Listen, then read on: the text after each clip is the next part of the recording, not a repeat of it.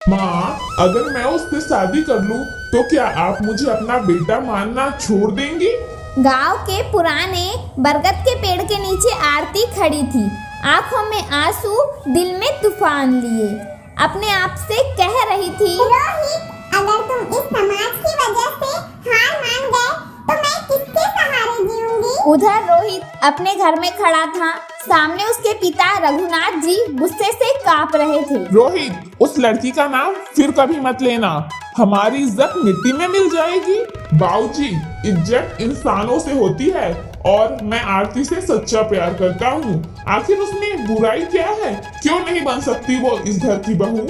बीच में रोहित की माँ बोल पड़ती है, बेटा, हमने तुम्हें इसी दिन के लिए पाला था क्या कि अपनी मर्जी से शादी करोगे? इतना पढ़ाया लिखाया, इस काबिल बनाया, और आज तुम एक लड़की के लिए अपने माँ बाप से लड़ रहे हो। रोहित चुप था। दूसरे दिन आरती के घर आरती के पिता, उस घर में हमारी बेटी कभी नहीं जाएगी। उनका खानदान अलग है, रीति रिवाज अलग है। मैं ये शादी नहीं होने दूंगा।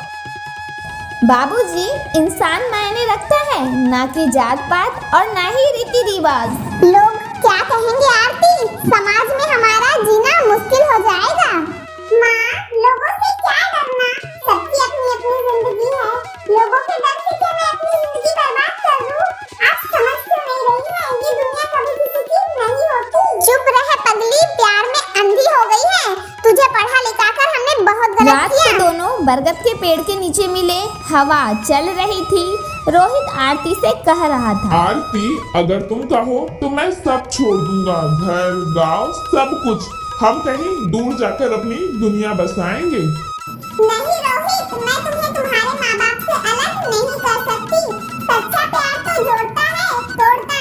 तो तुम ही बताओ आरती, फिर हम क्या करें? हम इंतजार करेंगे रोहित, जब तक हमारा प्यार उनके गुस्से से बड़ा न हो जाए। दिन बीतते गए। लोगों की बातें, ताने, इल्जाम। एक शाम रोहित की माँ चुपचाप आरती के घर आई। बेटी, सच बता, क्या तू मेरे बेटे के बिना नहीं रह पाएगी? माँ जी, मैं रह तो लूंगी, पर जी नहीं पाऊंगी। माँ का दिल पिघल गया। उस रात घर में बात हुई।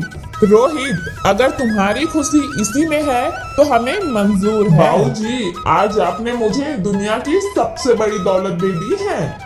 अगले दिन मंदिर में दोनों परिवार साथ खड़े थे। देखा, सच्चा प्यार कभी नहीं हारता। दोनों बहुत खुश थे।